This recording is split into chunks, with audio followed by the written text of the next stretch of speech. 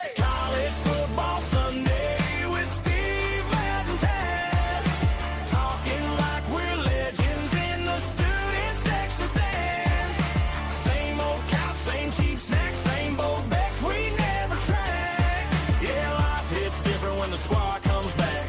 College Football Sunday with Steve, Matt, and Taz. All right, everybody. Welcome back to another episode of College Football Sunday. I'm Steve. With me always is Taz. Welcome back. Yes, sir. All right. So we're going to do a little bit of Fun Belt, everybody. In this episode right here, we're going to do the East Division. We're going to go ahead and break it up because there's 14 teams. So on the bigger conferences, we noticed with the MAC, we got a little bit short on time with everybody. So anything, pretty much the rest of them, we're going to end up breaking up into two different shows, except for the Pac-12, because there's like 8 teams in that. So, so Ted, you ready to talk about the Sun Belt? I'm ready, brother. All right. So one of the big stories last year out of Sun Belt was James Madison. It was.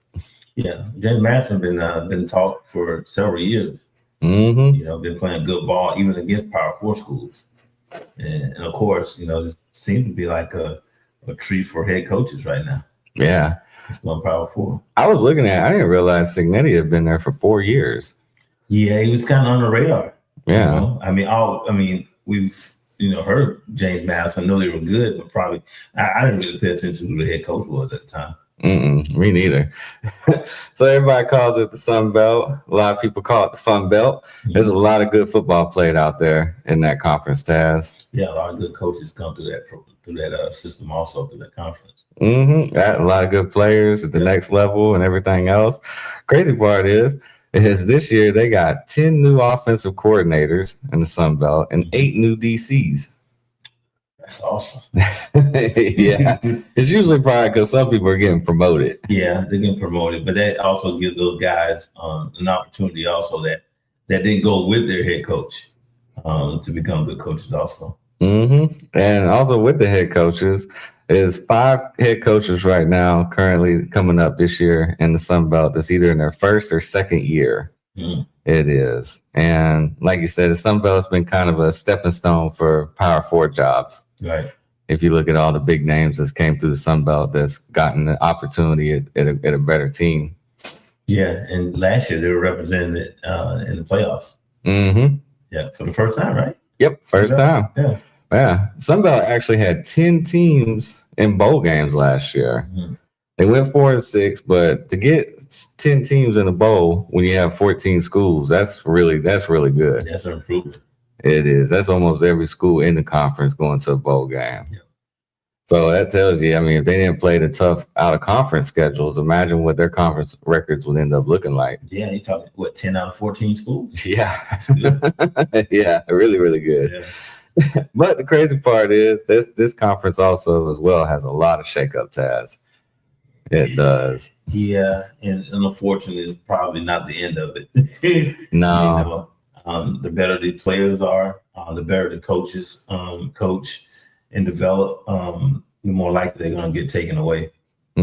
So you may or may not, I don't know. We'll see how long the coach actually stayed, but Cignetti being 4 years, that's a long time, considering right now how college football is going. Oh, yeah. Even that in the teams. And the Sun Belt started in 2001. There were 7 teams in the conference at the time. Only 3 of them remain. They do. You got Louisiana, UL Monroe, Go Warhawks, and Arkansas State. You do.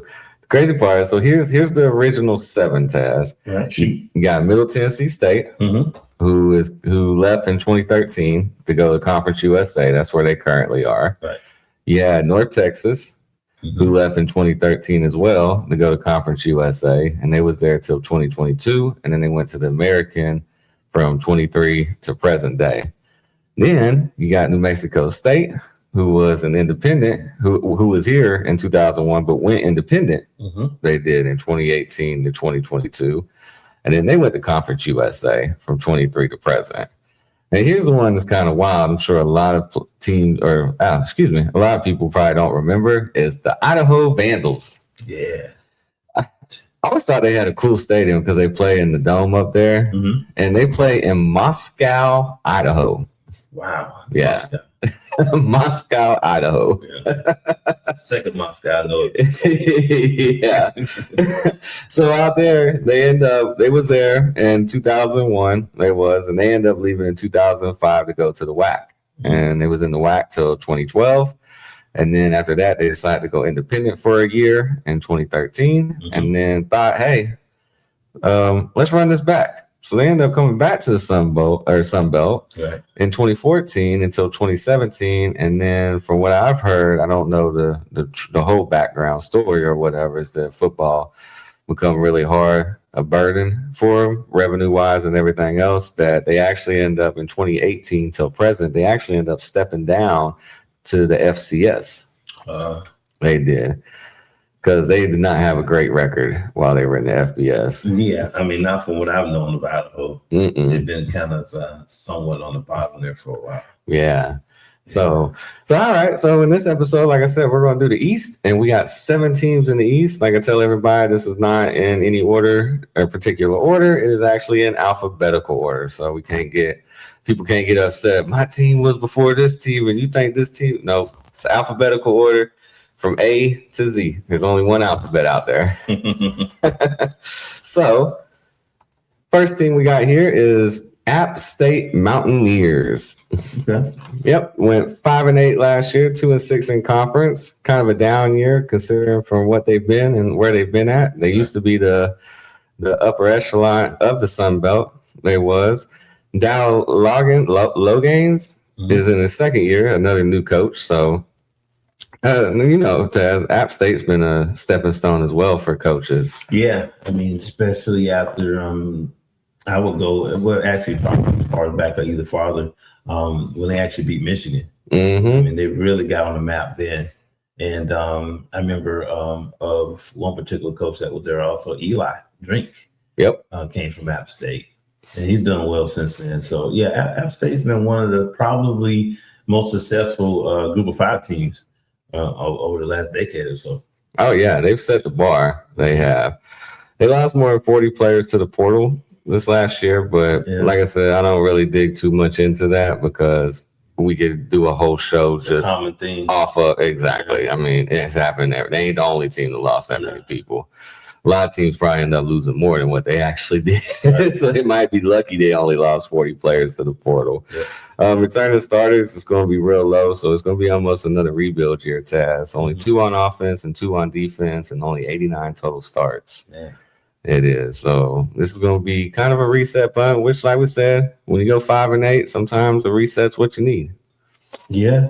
Like I said, it's a recurring thing, man. It's tough for these coaches when they don't know what their roster is going to look like the following year. You know, it's difficult. I mean, you want to try to keep key pieces, quarterback, maybe some O-line because you want to protect the quarterback. You want some continuity there on the offensive line.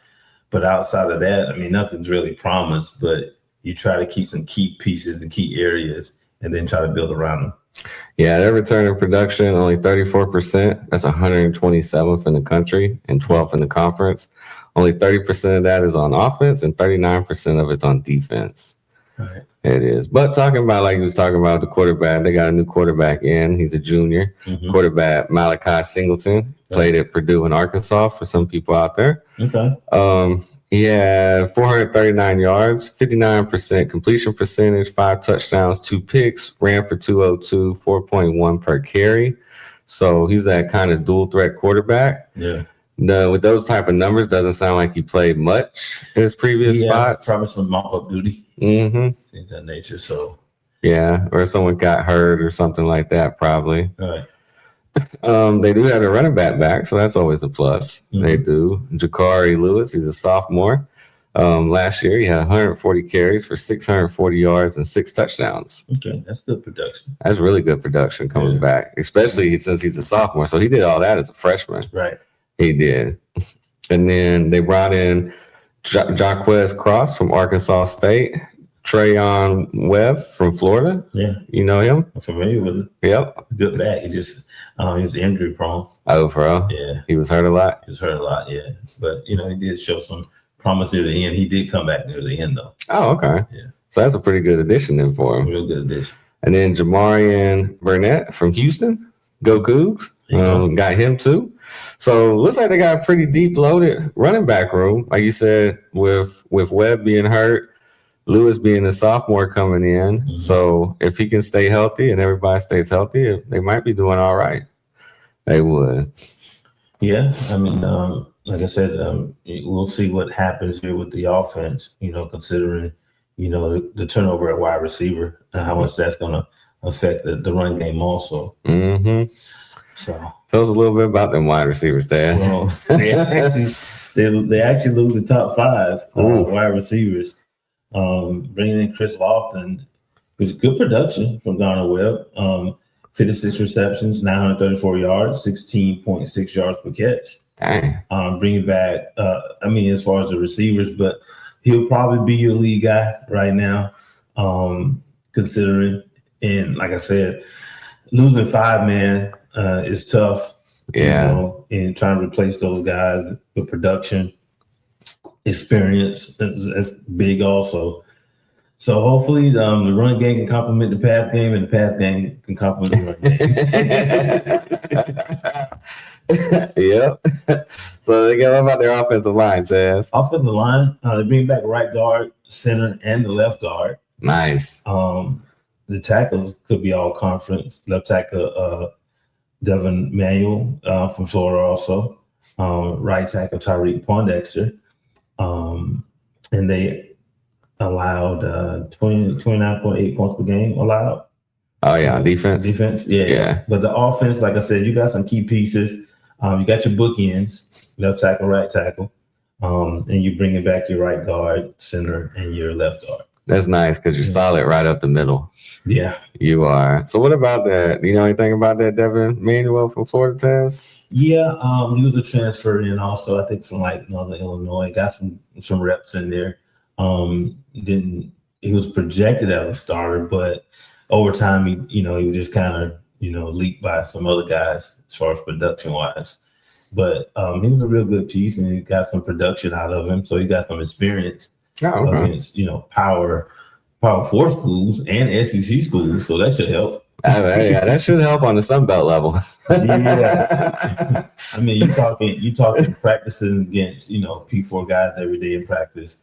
And then in game experience. So like I said, it should be as bad week to week now. What you're getting, speed rushers and power rushers up the middle. So we'll see. He should be a pretty good productive guy. Heck yeah. So the offense should be all right this year. I mean, it is a lot of turnover and they lost a lot, but from it looks like what they're bringing in and the way they're building it, it looks like they could get the offense back on board. They could. Yeah, that's key. That old line is key. Mm-hmm. It all starts up front in them trenches with them big boys. Mm-hmm. It does. And that's the thing, too. On defense, they returned their defensive lineman, Adian Benton.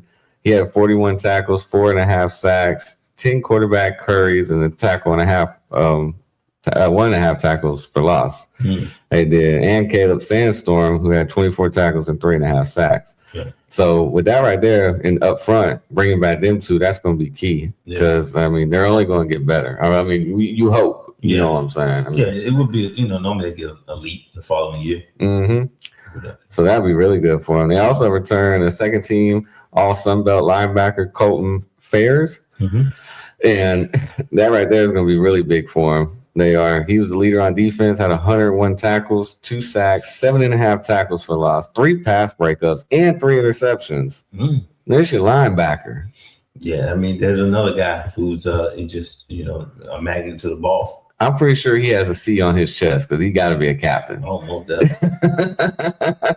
He was, and he could be in the running this year for Defensive Player of the Year as well. He could. He puts up that type of production. That's going to be amazing. But what about their secondary, Taz? Secondary? That's what they have here. They lost all 4 starters. So they're, again, similar to, their top 5 receivers, man. You got to replace that production. Mm-hmm. And they bring in a good one, though. Yeah, they do bring in DB Josh Williams, 6 interceptions from Dayton. Nice. So there's somebody that's somewhat of a ball hawk on one side of the field. But they did overall last year, Gave up 267.9 yards per game allowed. That's 128th in Yeesh. the country, and -3 turnover margin. So they got to change that number around also and get more turnovers.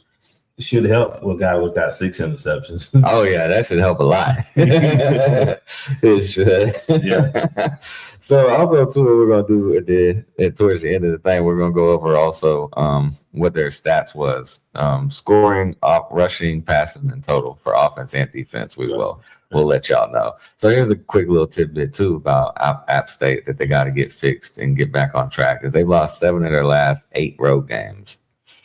It's tough. You gotta learn. You gotta win on the road. Yeah. You gotta win on the road. You gotta figure it out Mhm. week to week. Yes, it's gonna be tough to even compete in your conference if you can't win on the road. Yeah, most definitely. Because their last conference championship, believe it or not, I saw this stat and this blew my mind. It was 2019 was the last time they won the conference. Time flies, Taz. Yeah, it does. But I know about I would say about 4 years ago. Well, maybe 5 years ago. I would say 5 years ago that they were in the conference championship with the opportunity to win it. And I recall them playing. They played Louisiana, I think, in that conference championship game. And Louisiana was able to pull it out. I think it was a 1-possession game. Yep. So they were close to win that thing. Yeah, that was crazy when I saw that. Yeah. So here's a little rundown. So scoring last year offensively, they scored 200. I bet they wish they scored 200 points a game. Yeah. So offensively, they scored 24.2 points per game, which was 89th in the country. Mm-hmm. But on defense, they allowed 29.8 points per game, which was 101st. Yeah. That explains the record. Yeah. Yep, that goes back to what we talk about. Yeah. It is. You can't be upside down on points allowed. Not at all. And then also too on here, they only ran for 127.6 yards, which was 102nd, and gave up 148.7 yards, which was 67th. Man, that's about 150 yards a game. Yeah. That's rough. And the crazy part is, you think about it, you're like, oh, well, 67th, that's top half. But when you give up 267.9 yards in the air, why are we going to pass that? Or why are we going to run the ball, Taz? When we get past it. That's it. It's 128th. Yeah. That's tough. I mean, teams, for the most part, are just getting what they want. Yeah. They were just slinging it on them. Yeah. So that's one thing. And hopefully with Josh Williams coming in the secondary, like I said, we talked about, they lost all 4 starters, but that might not be a bad thing. May not giving up those types of yards and points. Yep. They actually threw the ball for 256.6 yards, which was 32nd. That was really good. Yeah. But they was throwing it mainly probably because it was 5 and 8 playing from behind. Yeah. And they couldn't run the ball. So you got to throw the ball more. Yeah. It's tough. Yep. But total yards for the team, they end up averaging 384.2 yards, which was 70th in the country, which isn't bad. But it goes back to what we talked about. Gave up 416.6 yards, which was 112th. Right. So that's probably the reason why our boy Colton had over 100 tackles. Yeah, he was out on the field a lot. Yeah, he was making a lot of plays because there was a lot of plays to be made. Yeah. So like I said, this year, offense can kind of help him out a little bit. You got the offensive line. Maybe they can probably rush a little more, kind of control the clock. But you got to get some production out of that receiving core also. Yeah, you do have to run the ball for more than 127 yards a game. Yeah. But even with all that being said, Taz, they were 5 and 8. I mean, they're right there. And I believe they was one of the teams that got approved for a bowl, even finishing 5 and 7. Mm-hmm. So they had a good year overall. I mean, an okay year, but I could see them stepping it up I could see 7, 8 wins. Yeah. 3-game improvement. I mean, you're talking about how close to the points per game. I mean, that's like a lot of 1-score games that they're involved in. Mm-hmm. That can go either way. So, yeah. Yeah, I can see them taking that next step, getting about 8 wins next year. Mm. All right. So you ready to move on to the next one? Let's go. All right. So the next one we got here is the Coastal Carolina Chanticleers. Mm. That's a team that they're like I said, been consistent in the news. You know, Coastal's been solid, but they, like I said, Coastal is one of those teams also, like a lot of power G5 schools. They don't mind playing Power 4 schools, Mm-mm. you know. So, and they produce some good players out there also. Mm-hmm. Yeah. They had a good year too last year. I mean, a decent year. Yeah. I mean, it's 6-7, but went 5-3 in the conference. Yeah. Yep. And then they bring in a new coach, Ryan Beard. His first year, he came from Missouri State, Mm-hmm. and we see how good he did last year at Missouri State. Right. And he's 21-14 over his 3 years as the head coach. So, and I believe their head coach left and went somewhere. They did. Coastal Right. Carolina's coach last year. Mm-hmm. So we got a new head coach, Ryan Beard. So hopefully he can come in. He made magic at Missouri State. He did. I mean, brought him right in, moved him right up, had great years there. Mm-hmm. He did. So he's going to have some work to do. But once we go through this, you'll see that he'll be all right. Yeah. So returning on the starters on offense, they only have one starter back on offense, Taz, Yeah. and 4 on defense, but 115 starts. Right. So that's really not bad. I'm noticing around that 110 or so starts is where, you know what I'm saying, you start to see a decent amount of production. So production-wise coming back, they have 42% coming back, which is 112th in the country, Mhm. 8th in the conference. 39% of that is on the offense, and 44% of that is on the defense task. Right. Now, this is what I was talking about Okay. with Ryan Beard. Mm-hmm. Beard added 56 players, Taz, 38 transfers, 5 JUCOs, and 13 high school kids. So he's going to have production players. Yep. He's going to have production over high school. Yep. Production over potential. Yep. And that's that. It worked for Signetti. Yeah, I mean, I think it'll work for more coaches. I mean, as you get more experienced guys versus, you know, even though these guys are coming in and things are changing in high school ranks, there's still some development portions that need to happen with them. But at least with guys with production, not completely plug and play, but you can kind of plug them in there. But a lot of these systems are similar, and just terminology is different. They can get in there and play fast. Oh, yeah. So tell us about this crowded quarterback room, Taz. Well, I mean, hopefully he hits on one of them. That's the game But plan. that's the game plan. That's why you bring in so many. He brought in 4 quarterbacks. Wow. Yeah. Trey Guerrero Jr., Tyler from JUCO, redshirt freshman Deuce Bailey, Missouri State. Brought with him. Yep. Trevor Jackson from is that PSU? I think so. It's not F, is it? I think, I'm not sure. Yeah, that's all right. So Trevor Jackson, he brought in. Also a true freshman Lopez. So yeah, I mean, that's what you want as far as a quarterback room. You wanna mix experience, guys with experience, young guys, and see who can catch up to the system. I mean, he did bring a guy in with him that was on that system a year ago, so that should be a benefit for him. But you want to be able to bring guys in that kind of just fit right in, run what you want, the system you want to run. That way they can play fast. Mm-hmm. Yeah. And you'll notice through this reading that a lot that's gonna be a common theme. Yeah. There's a lot of those 38 transfers came from Missouri State. And that's smart. Yeah. They do return 2 sophomore running backs, Nicely and Edwards. Mhm. So that'll be really good for him. And they bring in Alexander from Rice, running back, which know how I feel about Rice, but whatever.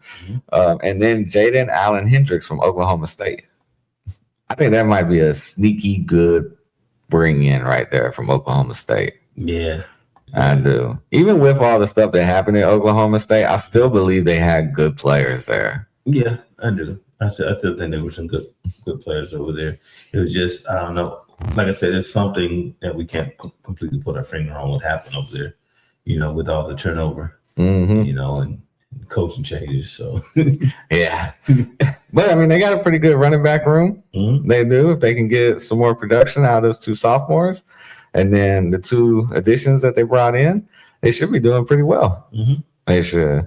So what about the wide receivers, Taz? Who the 4 quarterbacks got to throw the ball to? Green's back. Number 2 wide receiver, Robbie Washington, which had a decent year, about 29 receptions, 278 yards, three TDs. They had freshman All-Conference USA, Coppett from Kent State. So there's a couple guys with some production right there. But there again, like I said, hopefully, over this spring, summer, he can implement his offense and get guys up to speed. Heck yeah. Yeah, what I'm hearing right now is they're saying that junior Trey Guerrera has the inside track, is what I'm reading, the one from the JUCO. So, and he probably has the most experience as well. Right. So, I mean, I think he should do all right. Like I said, they got their number 2 receiver back, like you were saying, and they got an all freshman conference player. So that ought to be really good for him too. Yeah. They should. But unfortunately, they lost both starting tackles to Duke and Oklahoma State. Yeah. And they have all new starters on the offensive line, Taz. Yeah. Well, and there again, like I said, that's kind of understandable, not just with the landscape of college football, but you have a new coach coming in. And sometimes those guys don't want to be part of what they think is a rebuild. So they'd rather go somewhere else and, somewhere more stable. But like I said, it may or may not be a bad thing, if he brought, a couple guys with him from where he came from. Yep. And that's the thing too. Once again, like we say, these Sunbelts and MAC and all Conference USA and all them, they have great players. Yeah. They do. I mean, if they didn't, these Power 4 conferences, like I said, they took both their starting tackles. They did. I mean, so they got to be doing something good there. They got to be good players. Yeah. They do. So this ends up going back to what I was talking about, Taz. They end up bringing 4 defensive linemen from Missouri State with them over. There you go. They did. They Well, brought, yeah, yeah.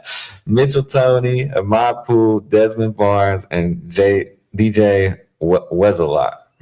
They did. They ended up bringing with them. So that was what I was saying. It's a common theme through here. There's going to be a lot of Missouri State players on this team. That is crazy, though, to bring in 4 offense. I mean, that's pretty much a whole D line. Yeah.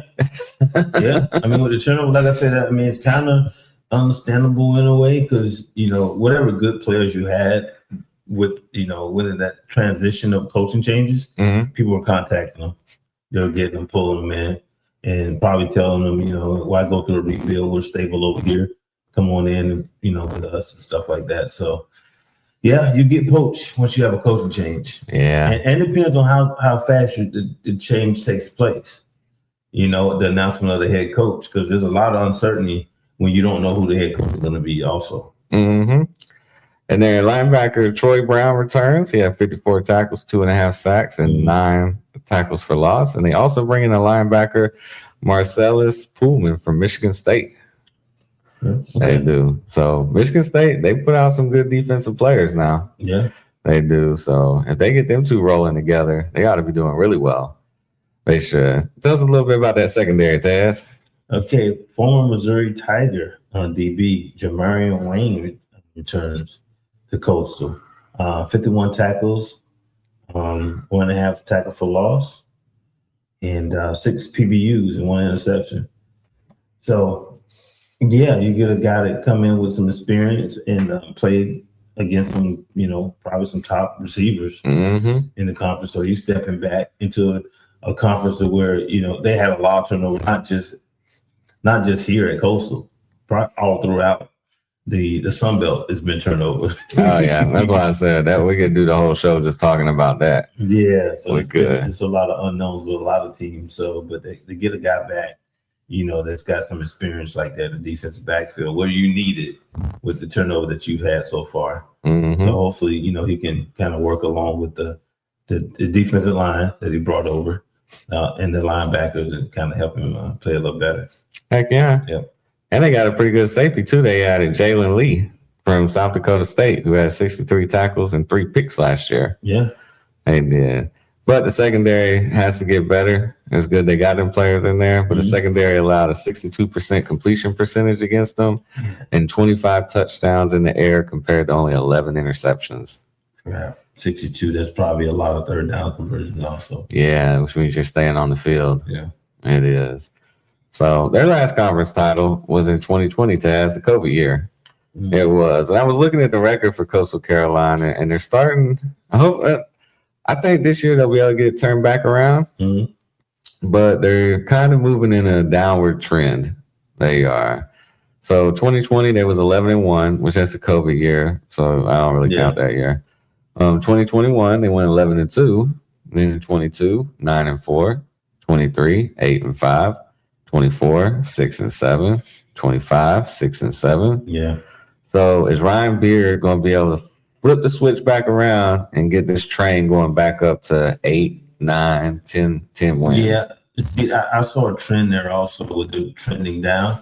That's also, you start to see when the changes with the NCAA started also. Yeah. The NILs, the transfer portal every year. So, transfer portal, COVID, NIL, you see what the record was. They were pretty stable. But once that started coming in, guys can kind of transfer, leave when they want, and get paid with NIL, I'm pretty sure that roster was kind of getting plucked there. Oh, yeah. More often than not. Yeah. But they have been to 6 straight bowl games. They have. Offensively, they was lower tier. They was. Scoring, they only scored 22.2 points per game, which was 107th. Defense, they got to get better on defense. So hopefully Ryan Beard got the defense coordinator and everything in line, because last year, Taz, they gave up 33.1 points per game, which was 123rd. And then, yeah. Rushing the ball, they only ran the ball for 155.8 yards per game, which was 70th. Mm-hmm. But they gave up 208 yards on the ground, which was 127th. And they gave up 235.8 yards in the air.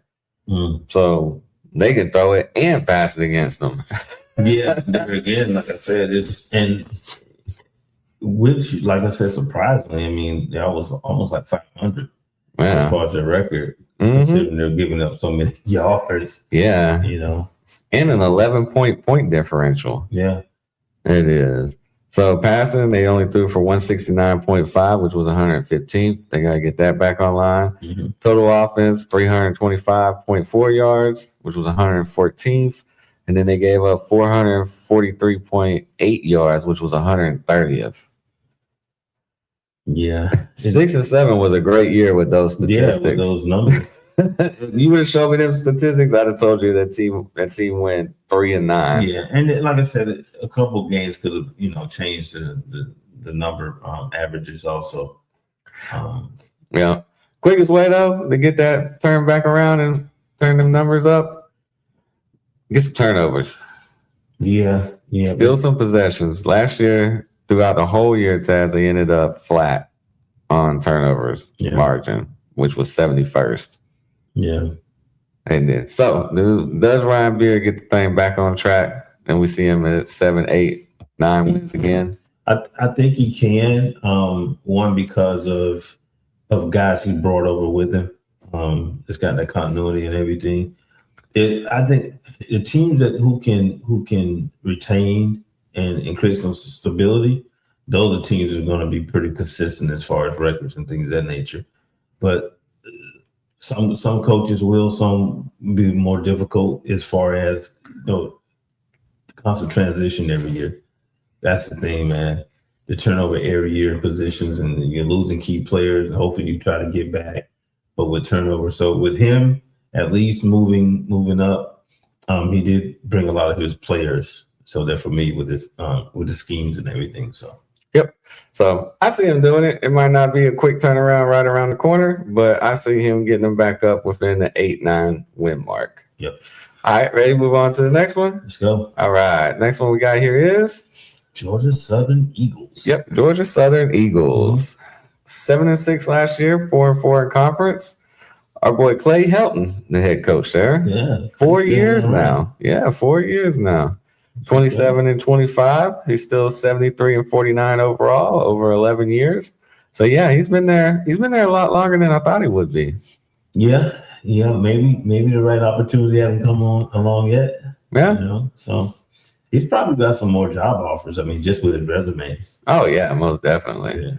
Yes. So this year they returned one starter on offense, which isn't much, and 4 starters on defense. But they do bring back 113 starts, which is always good. Mm-hmm. It is the starters so much. I don't really pay too much attention. I think the main thing is how many starts they got.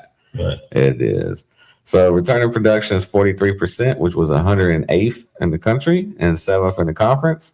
And only 23% of the offense is back, but 62% of the defense is, Taz. Okay. Cool.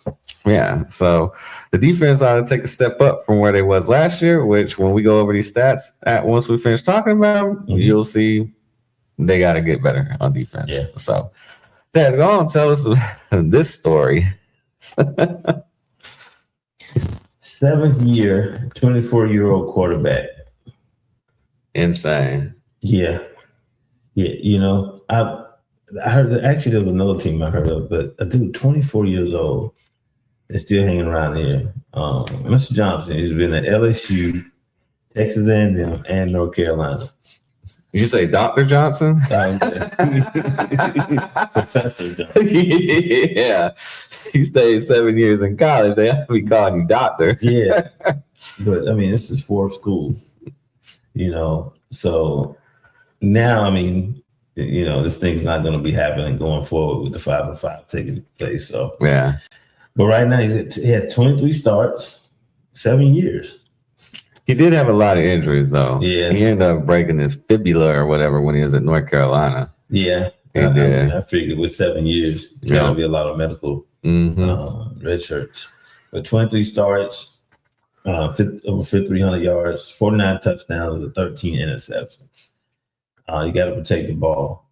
Although, you know, he's got a lot of experience, which is good. JUCO.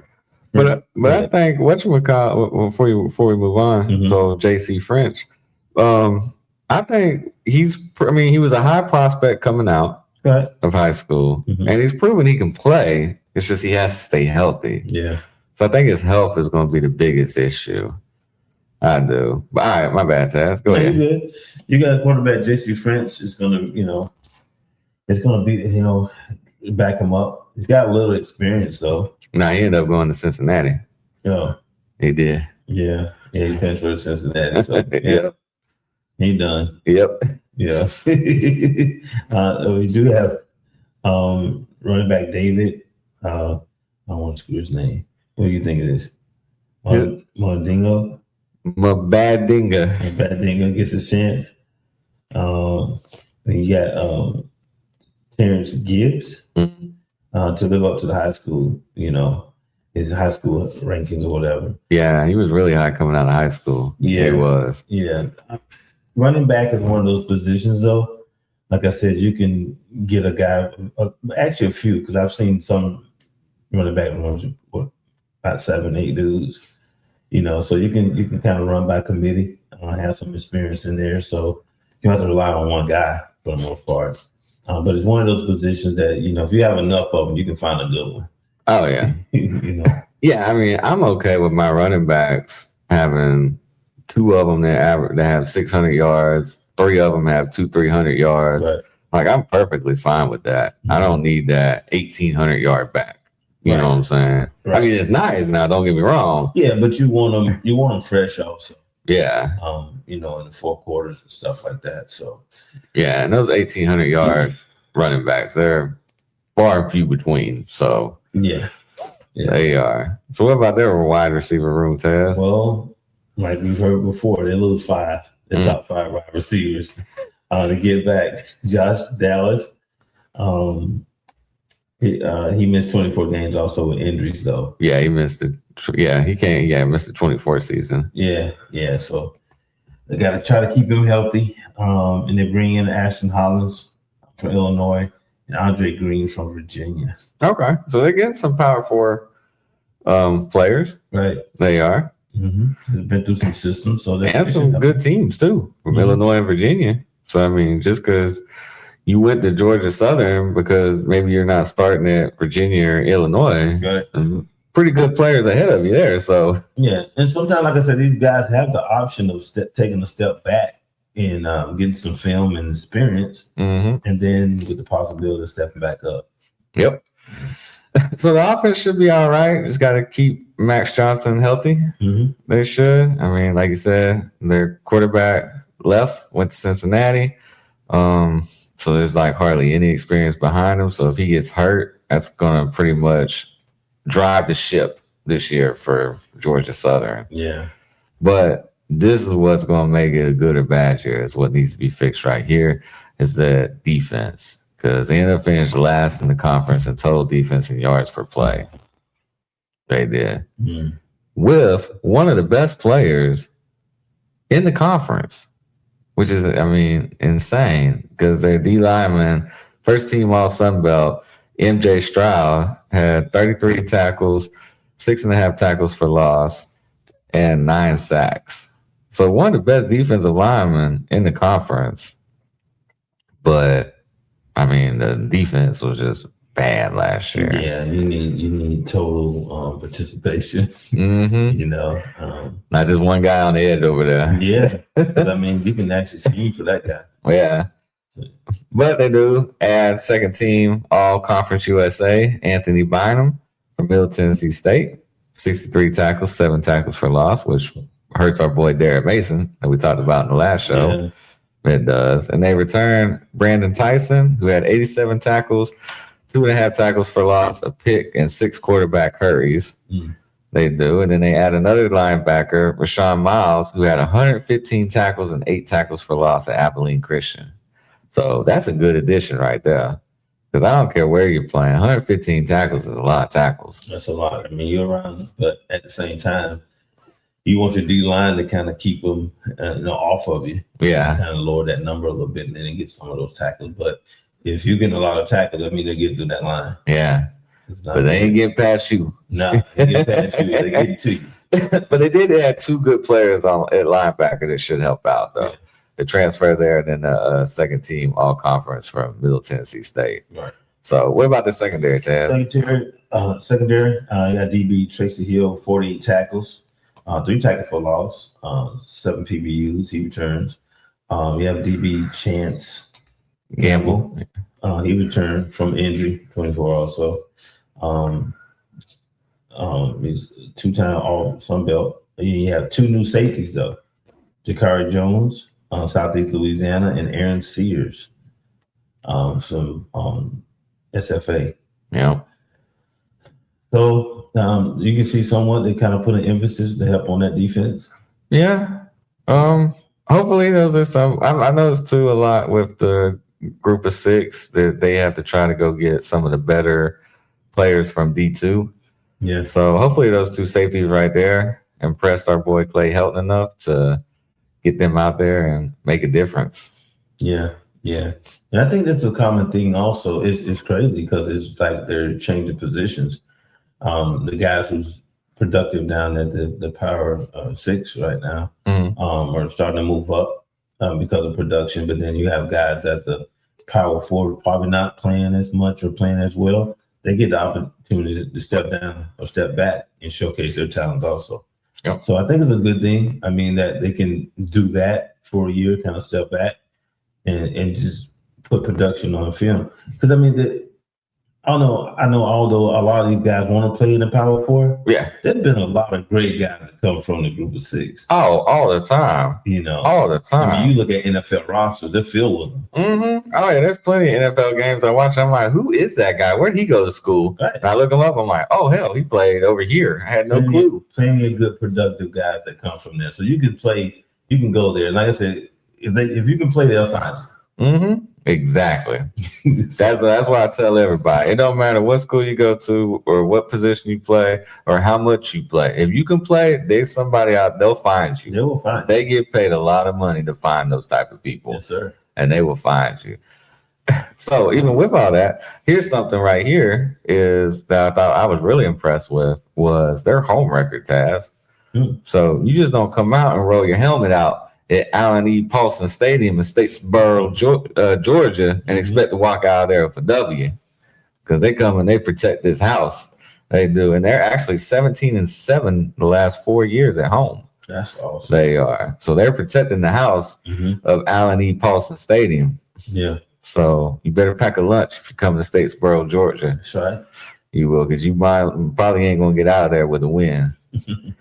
So 2 players that they got to look forward to all conference this year will be that MJ Stroud, like we was talking about, at DN, who could probably end up being Defensive Player of the Year as well in the conference, and a DB, Chance Gamble.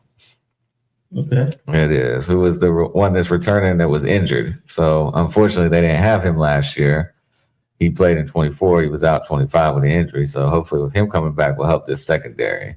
So Tez, you want to tell us a little bit about, I'll do the offensive stats, you do the defensive one. Shoot. All right.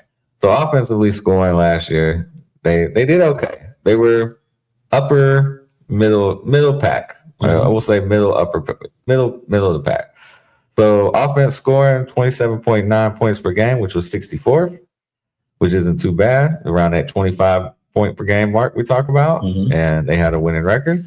154.2 yards on the ground, which is 73rd. This isn't too bad, over 150. That's pretty good running the ball. Passing 247.4, which was 45th, which is top part. So anything close to 250 is a good dang passing. And total offense, 401 yards over the 400 mark. That's always good. Was 53rd. So the offense seems to be doing all right. They do. I mean, like we said, they got to worry about keeping the old man healthy and everything this year. But outside of that, the offense, he has it rolling. Yeah. And we go to the other side, Taz. Tell us a little bit about it. Defense is kind of controversial here compared to the offense. They actually gave up 32.3, which is 118th in the country. Rushing defense, they gave up over 218 yards. That's a lot of yards to be given up. That's a lot. You know, for rushing. That's 131st. Passing defense, 240. Over 240 yards a game is 107. And total defense, 458 and a half. That's 132. Dang. So you got 2 areas where you're really at the bottom, the 130s, because only 138 teams. Yeah. There's only 136 with these stats. Yeah. Because the 2 just started this year. Yeah. So you're at the bottom. Yeah. You know, real bottom at 2 of those guys. Anytime you hit 130, I don't care what it is. Yeah, it don't matter. Yeah. You're at the bottom. The only thing that helped them out this year, Taz, that turned that record into a winning record was that +6 turnover margin, which is 29th in the country. That right there was it. It kind of helped that some of the teams that are in the conference struggled also. And it seems almost like that was probably a bend don't break. Well, I wouldn't say bend don't break because they gave up 32 points a game. Yeah. So they were outscored -5 in points per game, but still finished with a winning record. So yeah. Like you said, I mean, you play your games and win your games at home like they do, which is proven to win.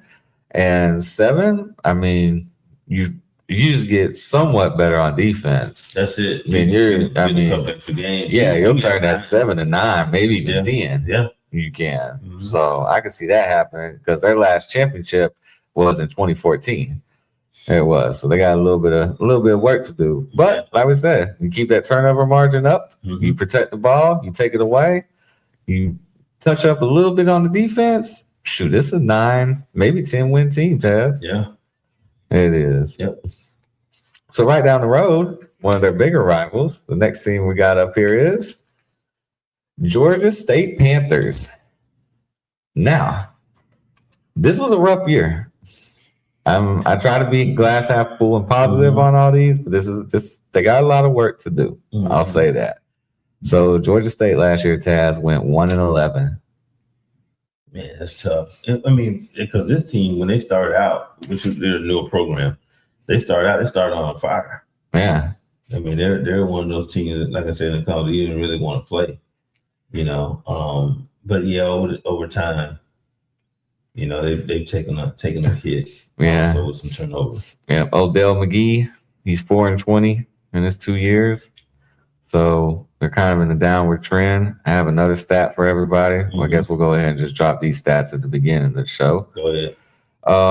They've lost 14 of their last 15 on the road, including 6 in a row. Yeah. Yeah, you got to change that. You got to figure out how to get these guys up. I think one way to do it is to go out and get some productive guys, Mm-hmm. some experienced guys. Because in a situation like this where they are, you can't just rely on just high school only. No. You got to hit it. You got to hit transfer portal, JUCO, whatever you got to do to get older. Yeah, and they didn't even beat a D1 team last year. The team they beat was Murray State. They beat them 37-21. So they haven't beat a D1 team since 2024. So that means they lost all their games in conference. Yep, 0-8. Yeah. Yep. Returning starters, 3 on offense, 2 on defense, Mm-hmm. and only 85 starts. That's a hurt. It's inexperience all the way across the board. And then what you can pretty much look at the starts and look at the return in production. Only 38%, 121st in the country, 11th in the conference. 48% of that comes back that's on offense and 27% on defense. Yeah, even less on defense. Mm-hmm. And they needed a lot of help on that side of the ball as well. Yeah. They did. So tell us about this offense, Taz. What we got? It started 3 different quarterbacks. That's how you go 1-11. Yeah. I mean, you're trying to. You can't stay healthy. Yeah. Yeah. And like I said, you just hope you get a production out of one of them. Mm-hmm. It's tough return. Cameron Brown, 65%, 1,296 yards, 13 TDs. And only 1 pick. Yeah, I mean, he protected the ball. I mean, he could be that guy. He could be with a lot of experience, so we'll see what happens. Mm-hmm. They bring in McQuarrie, Shorter. I don't know where Shorter is. Yeah, I've heard of it. Yeah, there's an FCS school. Yeah, so he's 1,129 yards, and Keith Adams from Clemson, which not bad. Mm-mm. So yeah, we got to shore up a little bit on that quarterback position. One guy that you can kind of rely on, because I mean, changing quarterbacks like that, man, it shows a sign of desperation. Yeah.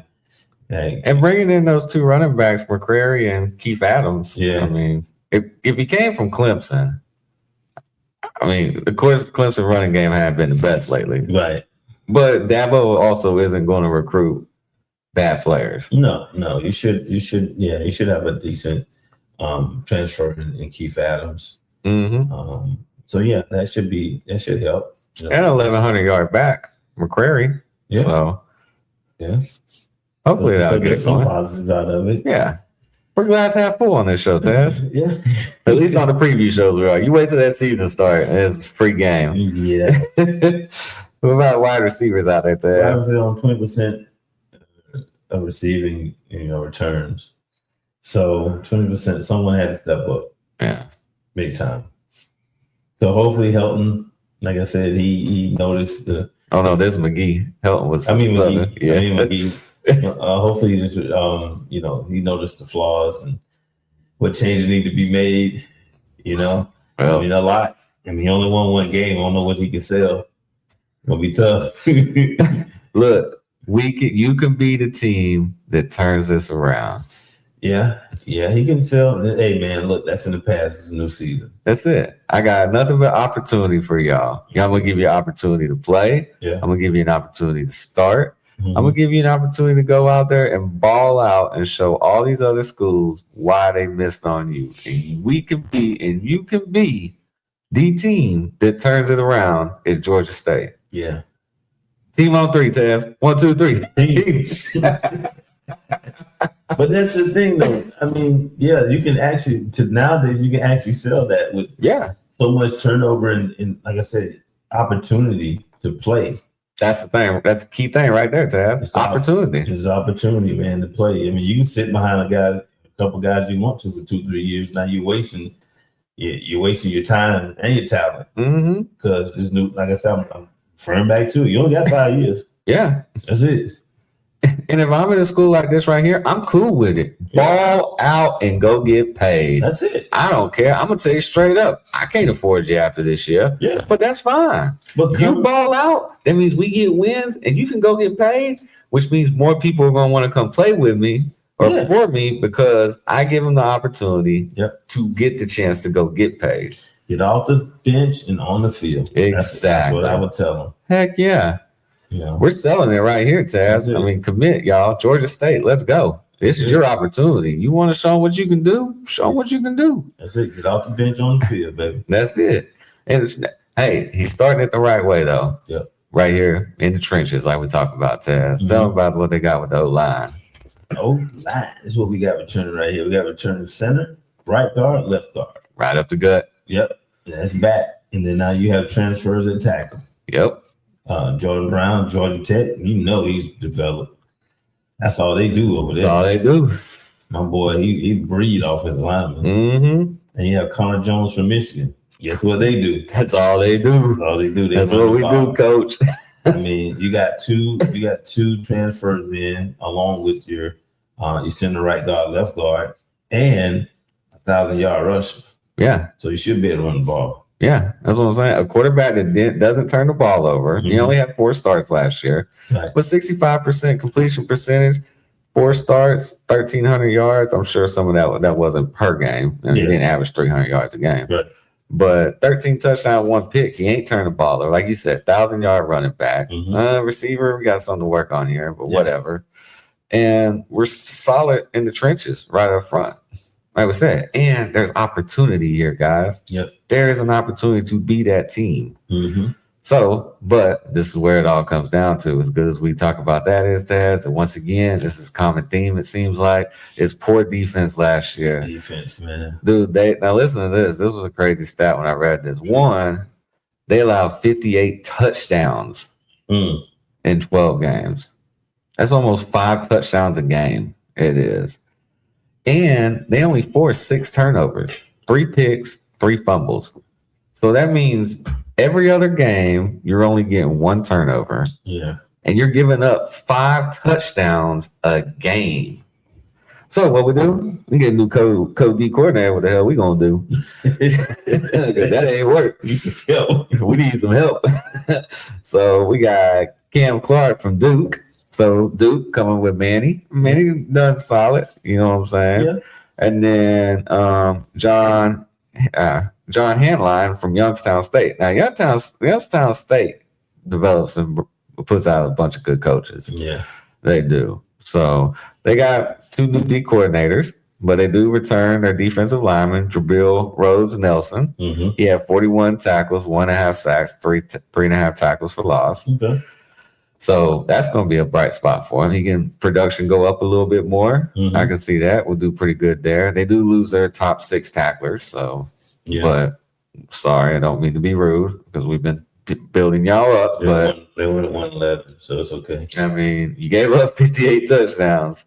So, but they bring in Jaden Hood from Michigan, Yeah. linebacker. Mhm. Now, that kid right there as well could be, I know I say this with every team, but that kid right there could be one of them defensive player of the years because Michigan recruits damn good linebackers. Definitely. They do. And then their top returning DB is Deuce Walker with 33 tackles. But they did bring in 2 players for the secondary and Toby Bolton from Mhm. Tennessee Tech Mhm. and Deuce Lee from Monmouth. So as I was telling you about this secondary and this defense, secondary gave up 64% passing completion percentage, Taz, and 25 touchdowns to only 3 interceptions. Okay. So that's rough. Yeah, I mean, right now, I'm not saying just scratch it. I mean, I would just say, hey, man, let's forget last season.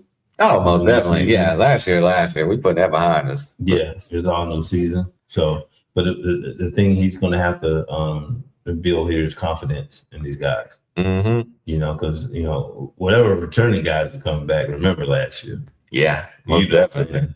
But the cool part about these guys that we brought in, they don't remember. Yep. So they're coming in with a hair on fire. They wasn't there. And like Yeah. I said, we just sold it. I mean, we sold the program to y'all. Right. You got 2 new DCs. Yeah, exactly. One, hey, what's Yeah. better than 1? 2. Like that's in the past. We weren't here. We here now. Exactly. So yeah. So which stat you want this go around, Ted? You want offense or defense? I'll go offense. All right, you got it. Okay, offense last year scoring 19.8. That's below what we said the average needs to be a successful team. You want to be around 25. Yep. Say something like that. That's 117. Rushing 124, which is 106. So you got 1,000-yard rushing. some of that rushing could have been quarterback sacks also. Yeah. Affected the offense. Passing 254 yards a game. That's 36. Okay. It's So we can probably- throw it. Yeah, we can throw it. And a total of 378 yards a game, which is 75th. And some of that, like I said, of course, if you're playing from behind. Yeah, that might be why that 254 is up there pretty high. Yeah. Because you can tell that the yards are not coordinating the points. No. You know what I'm saying? You got 375 yards of total offense, but only 19 points, Right. 20 points. So here's the side, Taz, once again, and we got to get fixed. Yeah. And hopefully them two D coordinators can get it fixed. So they gave up 37.8 points per game last year, Mm-hmm. which was 131st. Mm. That is a 18 point minus 18 margin. Gotcha. Yeah. Gave up 208 yards on the ground, which was 128th, Yeah. and 241 in the air, which was 108th. Yeah. And then total was 448.8, Mhm. which was 131st. There you go. Anytime you're in 130, it's not good. Mm-mm. Oh, we talked about that with the last team. Yeah, it's not good. Nah, so that's minus 70 total yards. And what really killed him, Taz, tell him that beautiful number at the bottom. Minus 11 turnover margin. I mean, you're just giving it away. Dude, we're scoring less than 3 a game, Yeah. 3 touchdowns a game. Yeah. We're giving up 5 touchdowns. And every game, we're pretty much giving away a possession every game on average. Yeah, that's a confidence killer, man. But then you got to consider, I mean, it explains the changing of the quarterback. Yeah. Yeah. It explains it. You had 3 quarterbacks. Yeah. And starting 3 quarterbacks, some of it because of help, some of it because of production. I Yeah. mean, it's a rough year when you're sitting here just pulling for straws. You're like, something has to take. Mhm. You know what I'm saying? And I think maybe they did find their quarterback Yeah. in Cameron Brown because it seemed like he seemed to do all right. So they've never won a conference title, but they're young. They're They're young. young. They're Young young. team. Yeah, Yeah. they're a young team. I don't, like I said, I'm a glass half full guy on the prediction show. I don't see him winning the conference championship next year, Taz. Right. But I could see what would be a good year for Georgia State. You Yeah, think? you just want to see some production. You want to see some improvement. Yeah. How many wins? Give me 5. Oh, okay. Hey, that's better than I was saying 4. Give me 5? Okay. Give me 5. I can see you got that. 2 new D coordinators, so hopefully defense will be better. Yeah. You have a quarterback and some experience, but then really turn the ball over. Mm-mm. You kind of somewhat solidified your offensive line. That's key. Key. That's key. So that should help with the rushing game even more. So hopefully less sacks. Yep. That means less quarterback hurries, and that means less turnovers. Yeah. So all that kind of work together. So hopefully you can change the turnover margin, along with getting some more production on offense. Heck yeah. Yeah. So that's with Georgia State, y'all. Like we see them getting it turned around. It's going to be a slow climb back, but I can see them getting it turned around. I can. So we're going to move on to our next team.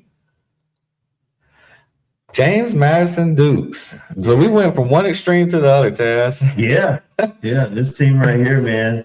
It's been a talk here for a minute. Even getting more notoriety because of their past head coach. Mm-hmm. So a lot of people, up until this point, unless you're a football head, really hadn't paid attention to James Madison until, Cincinnati was mentioning where he came from. Yep. Now all eyes are kind of on James Madison, and they made the playoff last year. It would have been interesting, though, if they had played each other last year. James Madison in Indiana? Yeah. Yeah, that would have been pretty good. Pretty interesting. It would. Yeah. So yeah, they ended up going 12-2 last year, 8-0 in conference, and like as you said, they made the college football playoff. Mm-hmm. So with that comes success, which comes new head coaches. Yeah. Somebody you familiar with, Taz? Billy Napier. Oh, Sunbelt Billy's back. Sunbelt Billy is back in the Sun Belt. Back.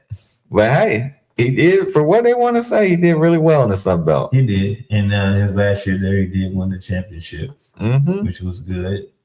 Took him to 3 straight before he left. Yeah, but the one thing that he did do, like I said, I noticed there was a lot of one possession games. Yeah. And that's the thing. You don't want a lot of one possession games. It's cool to win a lot of one possession games, but you don't want to be in that situation. Yep. But previously, when he was at James Madison, he was actually the play caller, and now he's turned it over. Now he's got an OC. So that takes some responsibility off his plate, to where he can just kind of CEO the team. Yep. I tell you one thing that he can do is he can recruit. He can recruit. He can recruit. He can recruit his ass off. He can identify. There's a Mhm. lot of guys that were kind of under the radar that he was able to kind of come in there and bring some guys in and play the Power 4 level. Oh yeah. Yeah, Like he did not leave his other job with the covered bear. not at all. He didn't. Like those good kids he recruited this there still. And I think he'll get the same thing here. Mhm. And like we said, with all this success comes turnover. So they only return 1 starter on defense, or I'm sorry, 1 starter on offense, 2 starters on defense, and it's only 63 total starts they do. Mhm. 30% production returns, which is 136th, 13th in the conference, only 27% on offense and 32% on defense. And like I said, that's not, not anything new or surprising, because the previous coach took a lot of his players with him. Mm-hmm. Yeah. So that's understandable. I mean, I get that part now with the new landscape. So yeah, but he does a good job of evaluating and recruiting and bringing some guys in there. So I don't think there's a lack of talent that's going to be there. No. I think there's going to be plenty of talent, but it's just going to be challenged to try to keep the standard where it is. Not sure if we're going to make the college playoffs again, because since the ACC's changed their philosophy, Yeah. things like that. So I don't know if we'll get 2 Group of 5s in there this year, and I'm not sure they're going to be the top Group of 5 this year. Yeah. So that's going to be the challenge this year, but we'll see. Yep. So right now they have a 4-way competition at quarterback. Mhm. They do, but they're saying right now sophomore J.C. Evans seems to be the leader in the clubhouse. Mhm. They do. Man, 6'5", 223, Taz. Mm. It's a big quarterback. Big quarterback, see over the offensive line. Mm-hmm. And Napier know how to use him. He will. Mhm. So that'll be good for him. And then they returned their running back, George Pettaway, had 980 yards in 24, but he got injured last year, so he only had 195 yards last year. Good. So another one coming back from injury. I've noticed a lot of the returners that come back was because they missed a year last year. Mhm. They were like all conference players that I guess decided to stay or got hurt, and then nobody would pick them up. So they also have a wide receiver, Braden Wislowski, who had 4 touchdowns in his last 6 games last year. So he started to come on big. He did. So that'll be a go-to look for that sophomore quarterback. They will. And then they bring in also, Taz, a wide receiver, a 2-time Division II All-American wide receiver, Corey Scott from West Florida. Oh, okay. Yeah. Who West Florida ended up moving up to D1 in the FCS. Sure did. They did.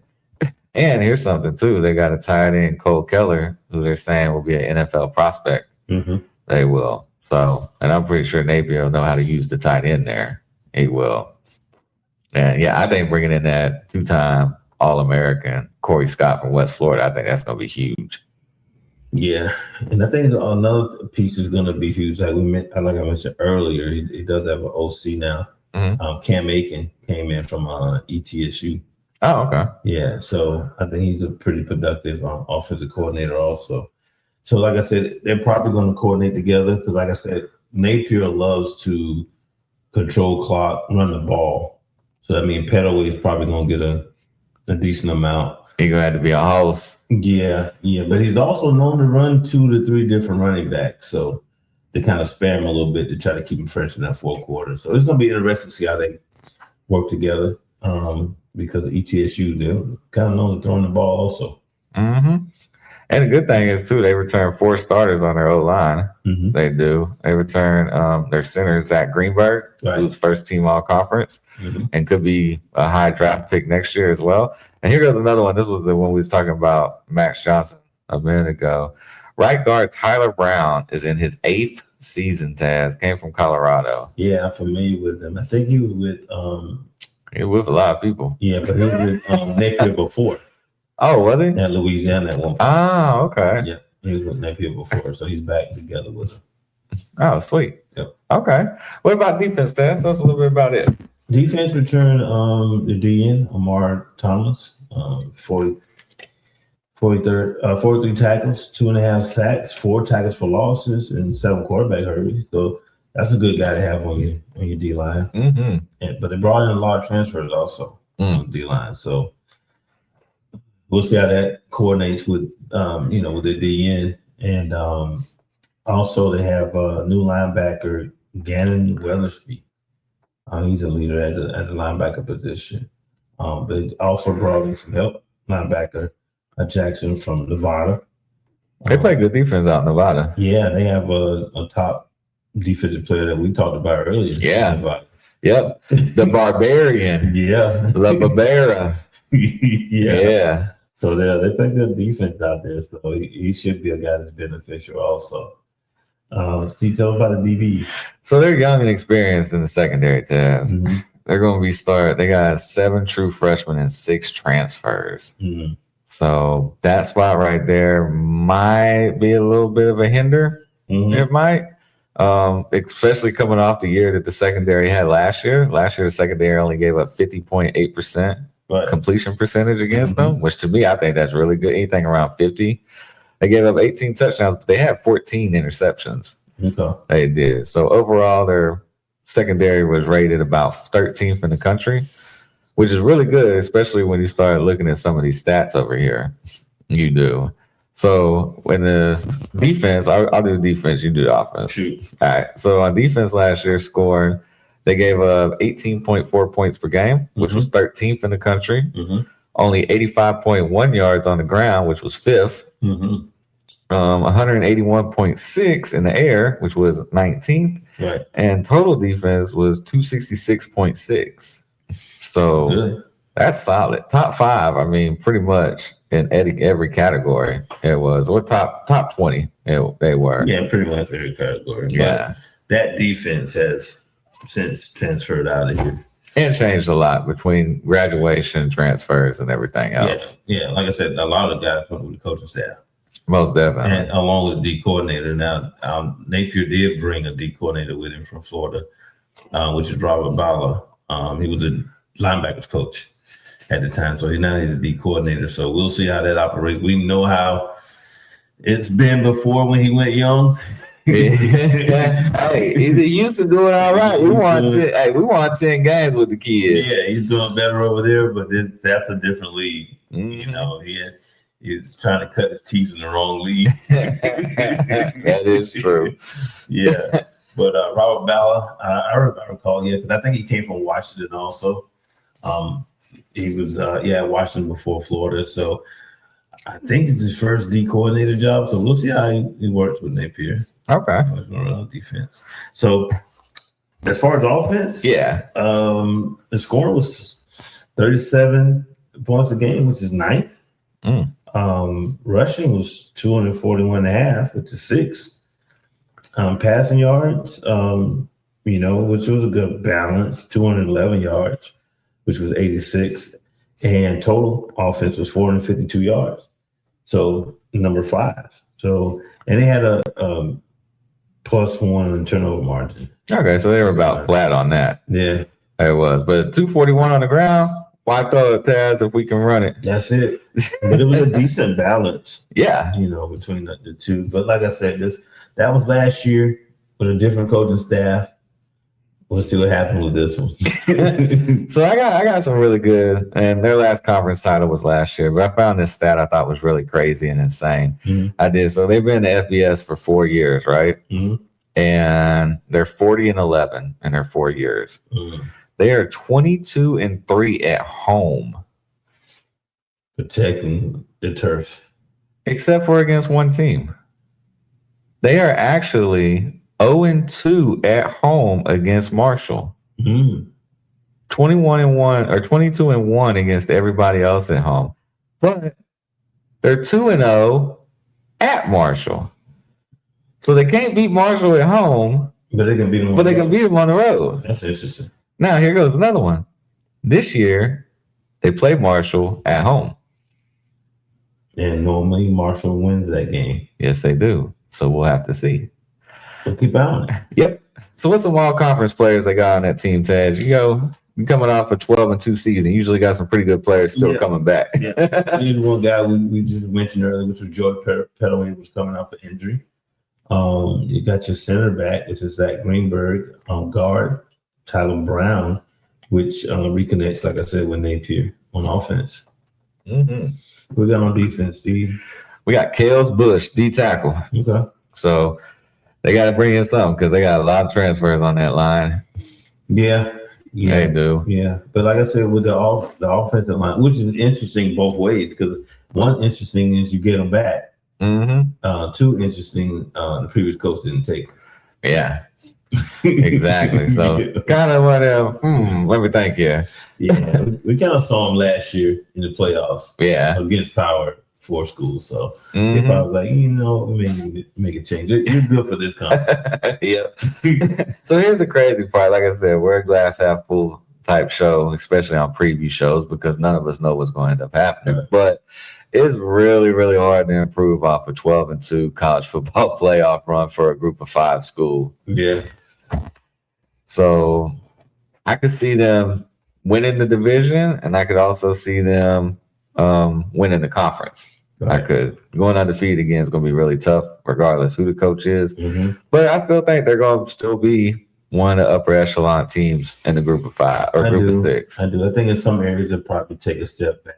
I mean, just from the rankings, especially on offense, they were like top 10 in 3 categories. Yep.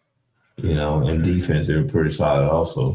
Yeah. So, I see them taking somewhat of a step back, but we'll see going ahead against some of the other teams later on and see who they're going to go up against. Yep. So it should be really good again this year, James Madison. So we can't wait to watch them, and really can't wait to watch that game against Marshall at home. So that'll be a big deciding game, especially once we talk down the road here in a little bit. We will. Yep. So, all right. Next, we got the Marshall Thundering Herd. We are Marshall. Damn right. Yeah. Now that we are Penn State, it was Marshall that did it first. So, yeah. So Marshall last year went 5-7. First year head coach Tony Gibson went 3-5 in the conference. Now they got some stuff coming back now, Taz. They do, and we'll see some here after the next. We got this one and one more team left for this show. We do, which is working pretty good. We're looking good on time. So returning starters this year, they have 6 on offense coming back and 3 on defense. And what have I told everybody about the big number that matters? Starts. There you go. 137 starts are coming back for Marshall. Yeah. So they're able to retain some guys. Yes. Some people who have played in big moments. Yeah. So 48% production's coming back, which is 88th in the country and 5th in the conference.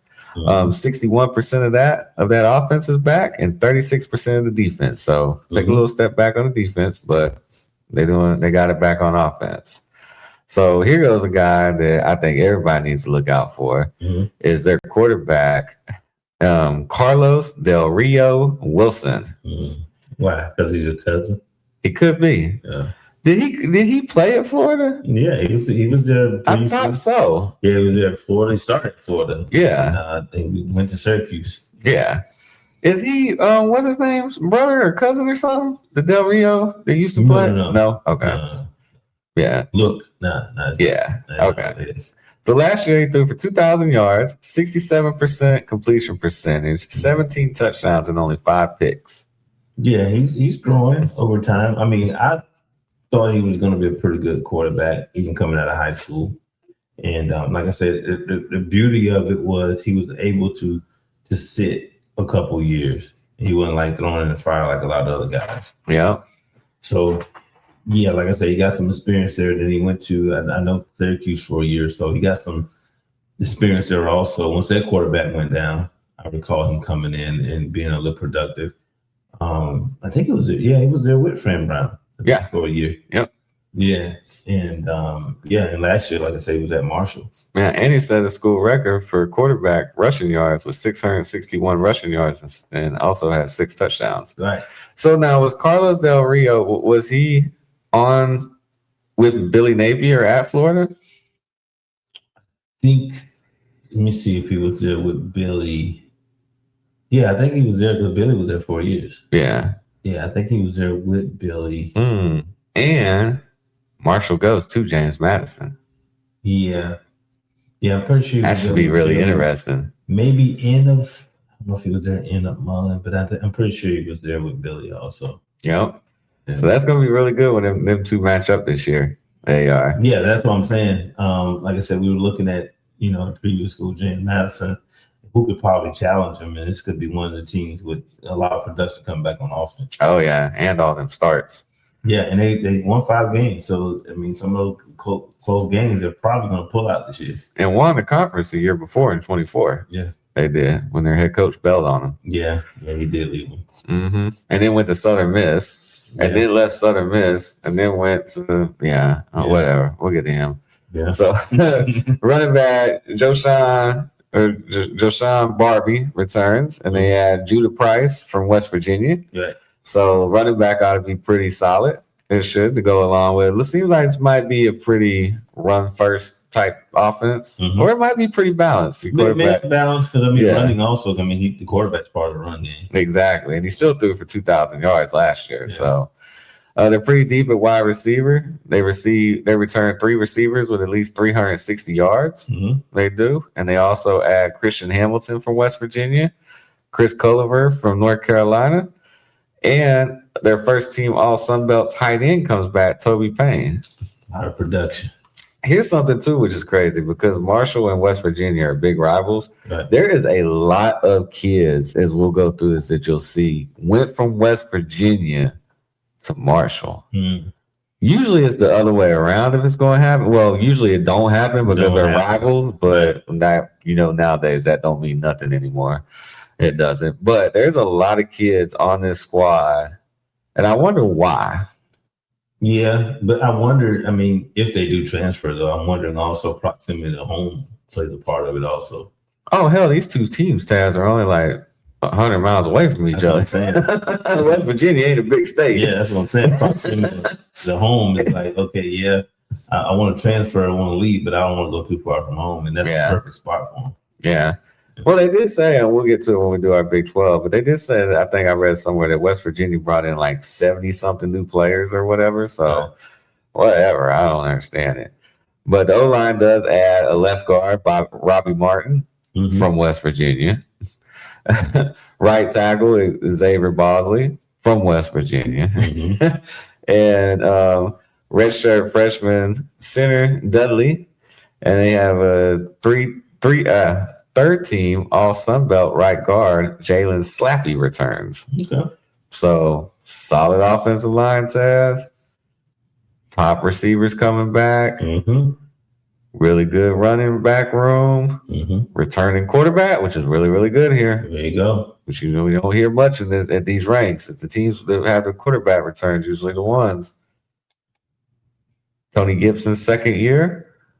A lot of starts coming back. They went 5-7, 3-5 in the conference. Yep. I can see something happening. Okay. All right, tell us about defense. Got a new DC, Brad Lambert. For the third time. Well, but he's new this year. He wasn't there last year. We'll say that. Well, he's there. He's new with this new coach. How about that? We'll put it with that. Yeah. First head coach at Charlotte from 2011 and 2018. Yeah, he ended up leaving to go be that. Right.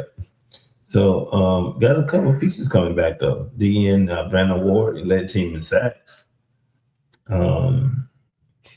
Also, you have a nose guard, Michaela Warren, 6'4", 365. Big body. That's what you need in that middle and to move something. You have a linebacker. Javier Gilmore returns. He's a lead tackler. 63 tackles, 1.5 sacks, 10 tackles for loss, 8 quarterback hurries. Some pressure right there getting to the quarterback from your linebacker. You moving him off the block. Well, you got a big boy up the middle like that. Well, He holding two of them for There you. go. Yeah. And just feed off of You him. get them two, I'm gonna come right off your hip, and I'm gonna get my free shot in the backfield. Most definitely. You bring in some help though. You bring in linebacker McBride from NC State. Akil Williams from UTSA. So you get some linebacker help in there. See, and that's the thing too, like we're talking about. NC State, they play good. They play good ball. NC State is a very underrated program. Most definitely. They are. Also, you have Nickelback, Josh Perry from Louisville. Oh, that's his hyphenated name. Oh, Pierre Lewis. Pierre Lewis. You know, that's a common name. Yeah. I've been seeing a lot of that lately. Pierre Lewis. Oh, my bad. Yeah. And and Daytonian Smith returned with 3 interceptions. Need a big year from the secondary. The secondary allowed 58%. 24 touchdowns to 13 interceptions. That's All right. So there's all right. So there's our little check up to reality. Martin +6 though. That's good. Yeah. 25th in the country. Yeah. So that's a plus. Yep. It is. So here's a crazy thing. They have a losing record 2 of the last 3 years after 6 straight winning seasons. But they lost 4 games by a total of 11 points last year, Taz. There you go. So you take those 4, we're looking at 9-3. We are. And we're talking about one of the top teams in the division. Yeah.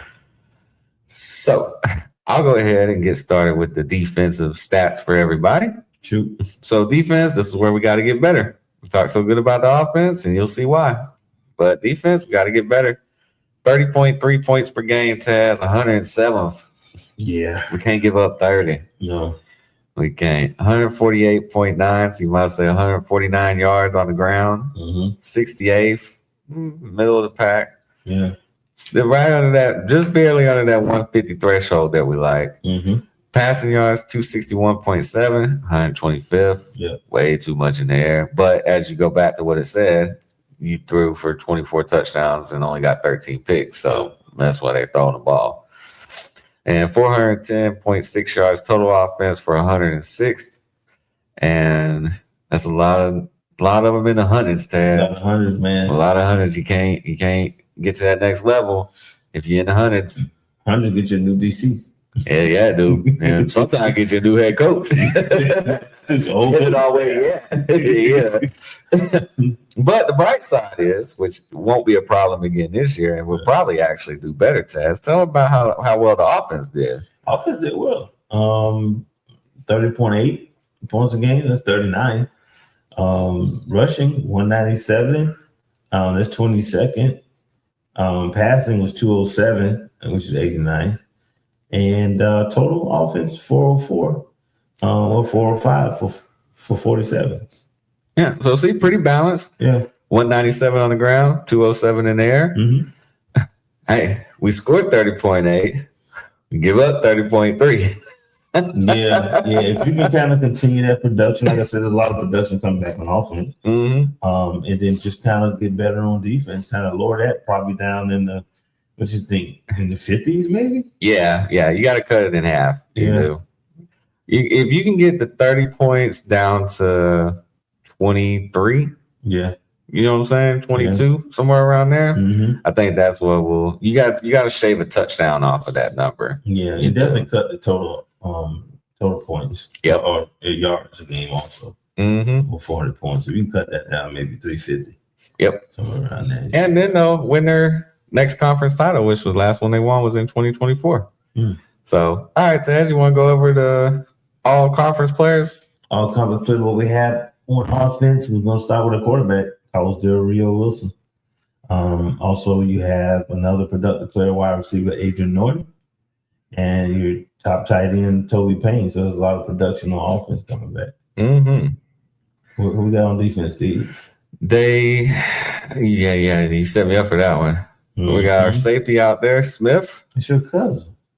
That he returns and he had 3 interceptions last year.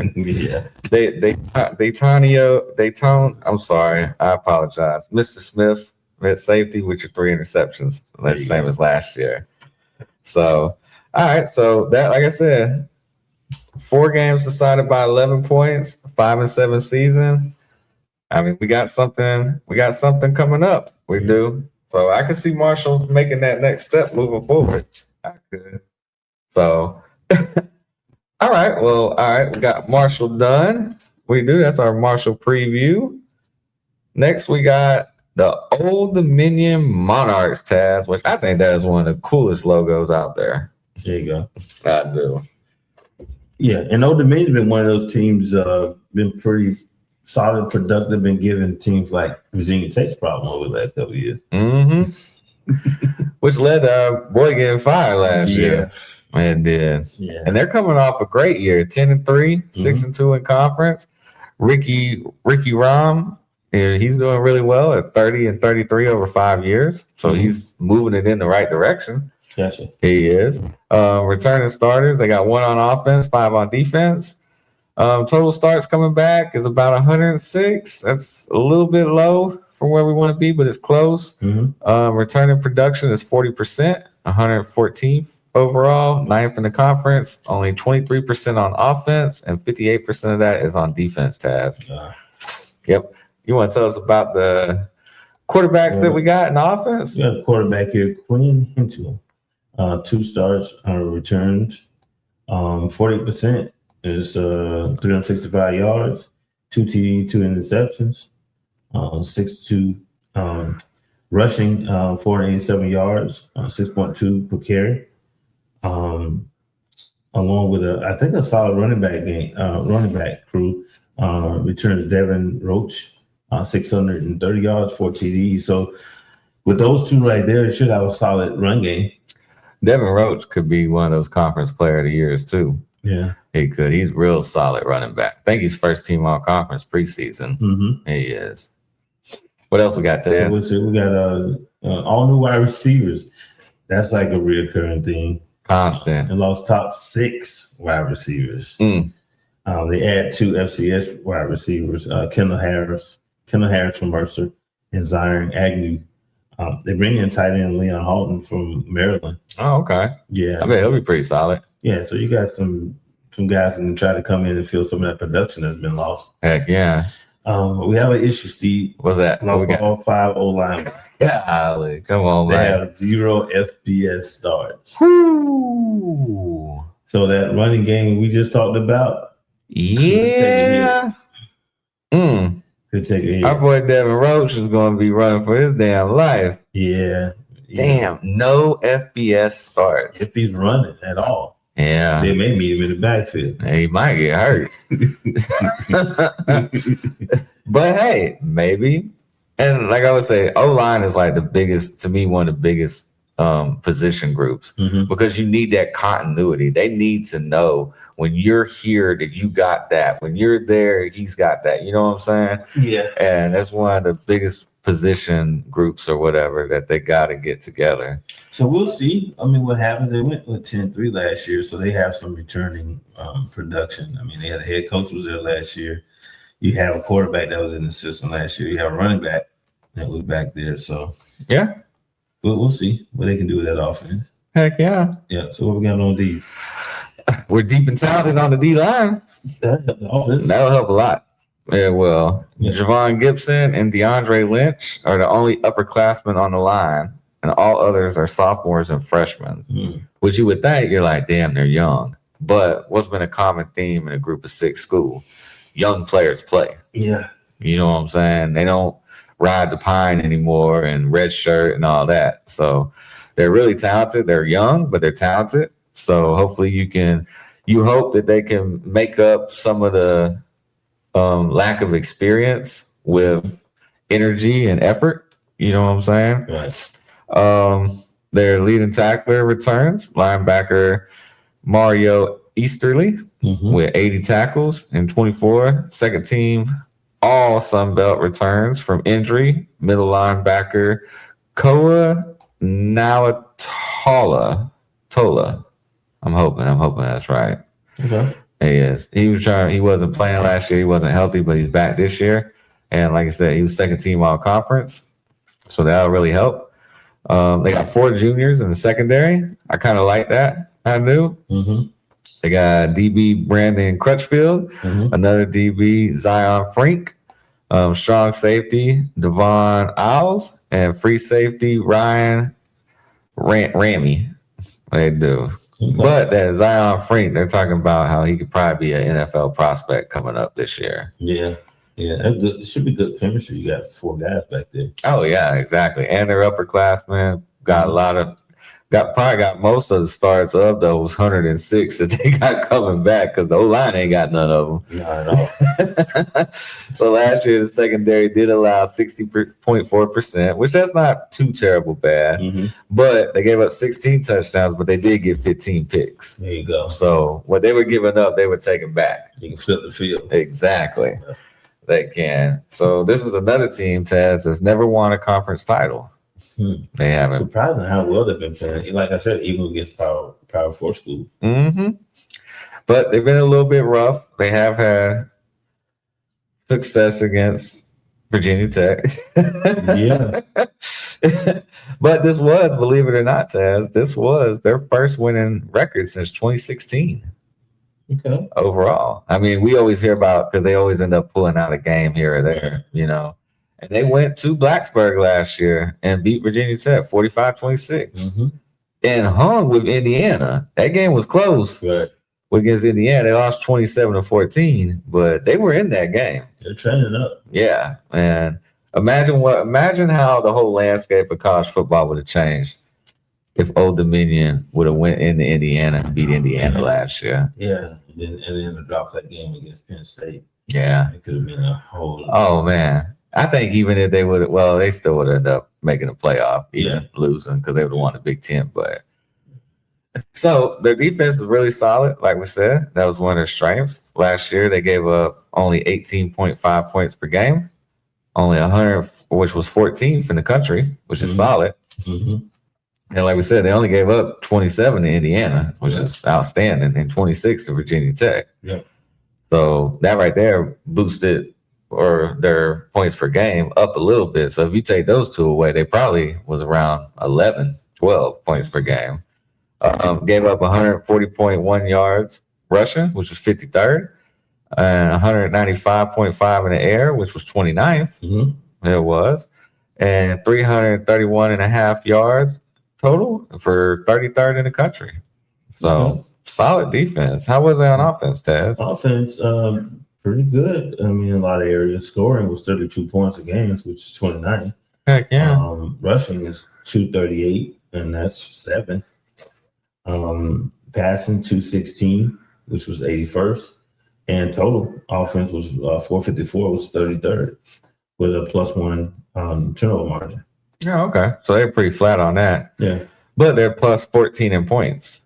They are, and almost plus 100 or plus 98 in rushing yards Right. over their opponent. So that's them. That's how you go 10-3. Yeah. It is. Yeah. So, like we talked about, our boy Devin Roach. Of course, he's very elusive. He'll be one of them all-conference players to look forward to, and he'll be returning punts as well. He will. So he'll be returning punts pretty much in the backfield as running back too, unless they get that line solidified. Yeah. So what were some defensive players, Taz? I'm going to start with defensive tackle Chris Forbes. At linebacker, you got Core Nalatola. Also safety Mario Easterly. Okay. Who's going to be kind of man that secondary back there with those juniors. Heck yeah. Hey, they got one at each level. Yeah. Linebacker, secondary. Right. They do. So yeah, so like I said, I don't know. I don't think they'll win the conference this year. 10 wins is a hard number to get back to. It is. But hey, it's doable. It Yeah, looks like they're yeah. trending in the right direction. Each week it's a new game. Mhm. You never know. Yep. And then, like I said, I haven't looked at their schedule, but I'm pretty sure that, their schedule's got to be a little bit easier. I don't think they have probably Indiana and Virginia Tech on it this year. I'm not sure who they're playing exactly, but it can't be that as tough as that was. Yeah. And to still go 10-3 and all that. So yeah, y'all, that's our Old Dominion Monarchs. Like I said, Ted, that is one of the coolest logos. It is for a Most team. definitely. And their stadium is really cool. It is. If y'all get a chance, take a look at it. It's like tiered and leveled and has like these balconies and stuff. It's a really cool stadium. It is. So once again, like we said, they do play good football other places other than just your favorite team and favorite conference. So that right there is a 10-win team, Old Dominion, Taz. There you go. All right, that'll work. All right, everybody. So that wraps up all our East Division teams that we're going to do. So in this episode, we're going to give you our Offensive Player of the Year and our East Division winner. And then in the next episode, when we do the West, we'll give you our Defensive Player of the Year and our West Division winner. And then we'll also give you who we'll think will win the championship game and some games to watch and look forward to once we go over all the games, Taz. Gotcha. So, all right, you want to get started front? Who is your Offensive Player of the Year, Taz? I'm offensive player. Yeah, I started with I think George Pettaway, man, which is pretty awesome. I got some stats for him. And in 2024, it was 900 yards rushing, 6 yards to carry, 5 touchdowns. Nice. So I think coming off an injury, I think he should be a pretty solid guy. But defense, I think We're gonna do defense on the next episode. we do next episode. Yep. But- Don't give it away to him, Taz. Don't give it away to him. I'm itchy. Yep. On the next episode, we'll give him the defense. Right. But yeah, I'm going with George Pettaway. The trans- That's a good pick. Yeah, I think it'd be pretty solid after being injured and coming to a new Billy Napier type offense where he loves to run the ball. Yep, that is true. Yeah. And got a solid offensive line to run behind as well. Yes, sir. He does. So it sounds like your Offensive Player of the Year is going to go against my Offensive Player of the Year. And I'm going with the quarterback from Marshall, Carlos Del Rio Wilson. I am. I like what he did last year. I mean, put up 2,000 yards, set the record for rushing. 4 losses by 11 points on a 5-7 season. So I think he's going to get him. This is going to be a year of development that's going to get him to the next level. And I think he's going to have a huge year out there at Marshall. I'm not surprised we're going to put a Wilson. I know, right? It's always a Wilson. So who is your East Division winner, Taz? East Division winner. I'm gonna go since you're going with that. Your guy there.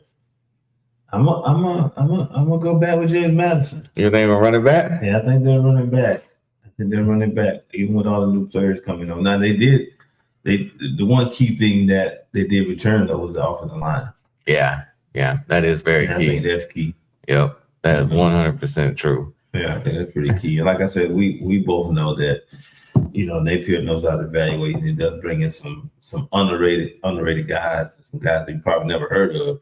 Mm-hmm. But he can recruit. They produce. Yeah, like I said, that's one thing. Can't nobody, any Florida fan can say is that he didn't recruit. He had bad players. No, he had great players. He had some good. He probably not a user, but he had. Yeah, exactly. So hopefully now he's got some coaches who's gonna be able to use them. Mm-hmm. Cool. So my pick is I'm gonna go with the Marshall Thunder and Herd. Yeah, I think he would. Yeah, quarterback. Yep. Like I said, I think they're going to take that leap and get back there and win the division again. And your team and my team, Taz, play on October 3rd. Okay. They do. So that'll probably be on our pick 'em. Most definitely. It will that we Keep an eye on do. it. Yeah. Oh my God. You know how much tickets are for that? Starting at $232. Okay. Yeah. Yeah, but you got returning. All those are different teams. It's going to be a great game, y'all. I just want to pay $232 for a ticket for that. But so that's what we got. Ted, you got James Madison. I'll take Marshall. And like I said, in the next episode, we'll give you our Defensive Player of the Year. We'll give you our West Division champion and who we think will win the conference championship. Yeah. And then also we'll give y'all a couple of games to look forward to and a little sneak preview look around. That's going to be one of those teams or one of those games is going to be the Marshall James Madison because I think it will regardless of who we end up picking, I still think that was going to be probably one of the best matchups in the Sun Belt this year. Right. So, but yeah, I think it was a good show. I can't believe that honestly, like we went pretty damn long we did for talking about just 7 teams, an hour and 45 minutes so far. Yeah. So, but I think we gave y'all a bunch of good insight and everything about your teams coming up this year. Taz, you got anything you want to wrap up about the Sun Belt East? No, I'm actually good. Just looking forward to some of these matchups. I mean, a lot of these teams are pretty,